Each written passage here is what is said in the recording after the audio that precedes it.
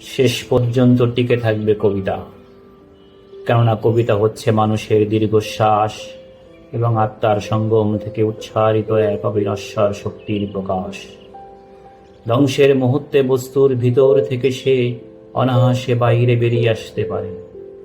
সে পারে জৈব প্রকৃতির বৃত্তজাল ভেঙে জড় প্রকৃতির নবতর বৃত্তজাল নির্মাণ করতে। বলপেন থেকে নির্গত হরফসমূহের মতো সে নিঃশেষিত বলপেনটিকে দেখতে পায়। পৃথিবী থেকে সে তারকাপুঞ্জকে দেখে। পৃথিবীকে দেখার জন্য সে অবস্থান নেয় মহাশূন্যে, অপার্থিব তারকাপুঞ্জে, নীলিমায়। সে প্রভুত্ব করে মানুষের মনের উপর, যে মন বস্তু নির্ভর গতির যাবতীয় ধারণাকে পরাভূত করে অগ্রসর হয় কালে, কালান্তরে।